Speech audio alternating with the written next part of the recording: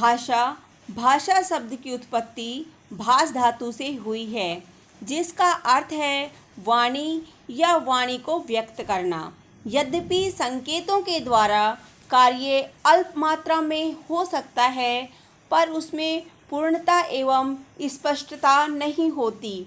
भाषा वह साधन है जिसके द्वारा मनुष्य अपने भावों एवं विचारों का आदान प्रदान बोलकर, सुनकर, लिखकर तथा पढ़कर करता है। अर्थात भाषा एक साधन है तथा भाषा ही उन्नति और सफलता का मूलभूत आधार है। इसलिए शास्त्रीय अर्थ में विचार की अभिव्यक्ति के लिए किसी समाज द्वारा स्वीकृत जिन ध्वनि संकेतों का व्यवहार होता है, उसे भाषा कहते हैं। भाषा के रूप।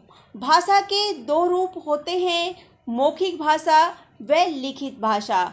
मौखिक भाषा जब हम अपने भावों और विचारों को मुख से बोलकर व्यक्त करते हैं तो भाषा के इस रूप को मौखिक भाषा कहते हैं। जैसे भाषण देना, गाना सुनाना, बातचीत करना तथा radio, telephone, mobile phone, Doordarshan के उद्घोषक आदि की भाषा मौखिक होती है। यह भाषा का अस्थायी रूप कहलाता है। लिखित भाषा। जब हम लिखकर अपने मन की बात प्रकट करते हैं तथा दूसरों तक पहुंचाते हैं तो भाषा के इस रूप को लिखित भाषा कहते हैं। जैसे किताबों, पत्रिकाओं, पत्रों और अखबारों की भाषा लिखित होती है। लिखित भाषा में किसी विचार को लंबे समय तक सुरक्षित रखा जा सकता है। यह भाषा का स्थायी रूप कहलाता है।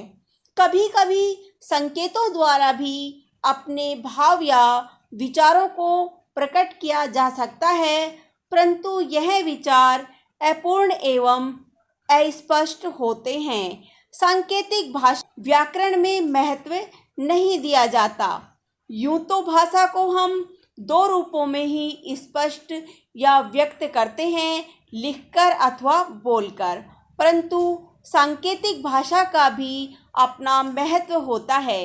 यह सांकेतिक रूप कई रूपों में हमारे सामने आता है, जैसे विभिन्न रंगों के संकेत कर ट्रैफिक चौराहों का लाल और हरे रंगों द्वारा खास बातें, जैसे लाल रंग रुकने का और हरा रंग आगे बढ़ने की तरफ इशारा करता है। अस्पतालों में भी रंगों का प्रयोग देखने को मिलता है। इसी तरह विभिन्न अधिकारियों की गाड़ियों में भी रंगीन बल्बों द्वारा खास तरह के सांकेतिक भाषा का प्रयोग किया जाता है।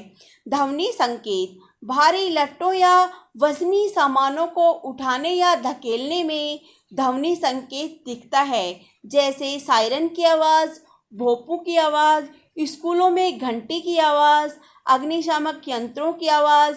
इसी तरह मवेशियों या पक्षियों को कुछ कहने या समझाने के लिए हम ध्वनि संकेतों का प्रयोग करते हैं। यह ध्वनि संकेत शब्दों या वाक्यों में दर्शाए नहीं जा सकते, परंतु इनका महत्व तो होता ही है। आंगिक संकेत। विभिन्न अवसरों पर हम अपने विभिन्न अंगों जैसे मुख, नाक, आँख, हाथ, होठ और गर्दन, उंगली आदि द्वारा अपने मन के भावों को व्यक्त करते हैं या अभिव्यक्ति से अवगत होते हैं। इन आंगिक संकेतों के कारण ही भाषा में अंगों से संबंधित मुहावरों का प्रयोग दिखता है। भारतीय भाषाएं और हिंदी। भारत के संविधान में 22 भाषाओं को मान्यता प्रदान की गई है। ये है असमिया, उड़िया, उर्दू, कन्नड़, कश्मीरी, कोंकणी, गुजराती, डोगरी, तमिल, तेलुगु, नेपाली, पंजाबी, बांग्ला, बोडो, मणिपुरी, मलयालम, मैथिली, संथाली, संस्कृत, सिंधी, मराठी, हिंदी। आज हिंदी भाषा का क्षेत्र बहुत व्यापक हो गया है। विश्व के 150 से भी अधिक विश्वविद्यालयों में हिंदी का अध्ययन अध्यापन कार्य होता है। मातृभाषा। बच्चा जिस परिवार में जन्म लेता है वह उसी परिवार की भाषा को बोलने और समझने लगता है। वह भाषा उसकी मातृभाषा कहलाती है। शिशु सबसे अधिक अपनी माँ के संपर्क में रहता है, इसलिए उसकी भाषा का ही सबसे अधिक प्रभाव उस पर पड़ता है। इस मातृभाषा को वह जीवन भर कभी नहीं भूलता। राष्ट्रभाषा, जो भाषा किसी राष्ट्र में सबसे अधिक विकसित हो जाती है, अर्थात बोली और समझी जाती है तथा जिसका पूरे राष्ट्र में प्रचार प्रसार हो जाता है, वह भाषा राष्ट्रभाषा कहलाती है। राजभाषा, सरकारी कामकाज में जिस भाषा का प्रयोग किया जाता है उसे उस देश की राजभाषा कहते हैं। भारत की राजभाषा हिंदी है। इसे भारतीय संविधान के अनुच्छेद 343 के अनुसार 14 सितंबर 1949 को भारत की राजभाषा के रूप में स्वीकार किया गया था।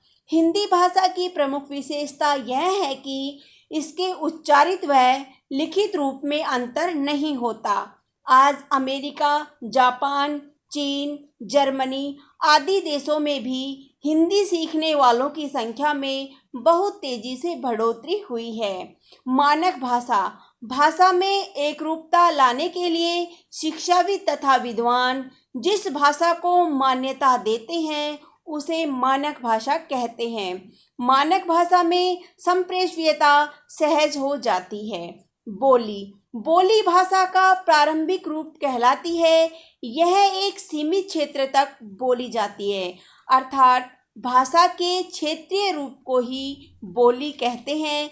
जब एक ही भाषा अलग अलग क्षेत्रों में अलग अलग तरह से बोली जाती है तो उसे बोली कहते हैं। जैसे ब्रज, अवधी, पहाड़ी, हरियाणवी, राजस्थानी, भोजपुरी आदि हिंदी की बोलियां हैं। बोलियों में लोकगीत तथा लोक कथाओं की रचना होती है। बोली में साहित्य की रचना प्राय नहीं होती। अवधी, ब्रज, खड़ी बोली आदि बोलियों में साहित्य की रचना हुई थी, परंतु आगे चलकर केवल खड़ी बोली भाषा का रूप ले पाई, जो वर्तमान समय में हिंदी के नाम से जानी जाती है। लिपि, मौखिक भाषा में हम कुछ ध्वनियों का उच्चारण करते हैं। मुख से उच्चारित इन ध्वनियों को लिखित रूप देने के लिए कुछ चिन्हों को निश्चित कर लिया गया है, यही लिपि कहलाती है। अर्थात भाषा के लिखित रूप में जिन ध्वनि चिन्हों का प्रयोग किया जाता है उन्हें लिपि कहते हैं। प्रत्येक भाषा की अलग अलग लिपि होती है। जैसे हिंदी की लिपि देवनागरी है, अंग्रेजी की रोमन, पंजाबी की गुरुमुखी, उर्दू की फारसी, उड़िया की ओडिया, बंगाली की बांग्ला आदि है। देवनागरी लिपि का विकास ब्राह्मी लिपि से हुआ है। देवनागरी, रोमन व गुरुमुखी लिपियां बाईं ओर से दाईं ओर लिखी जाती है, जबकि फारसी व खरोष्टी दाईं से बाईं ओर। धन्यवाद। जय हिंद, जय भारत।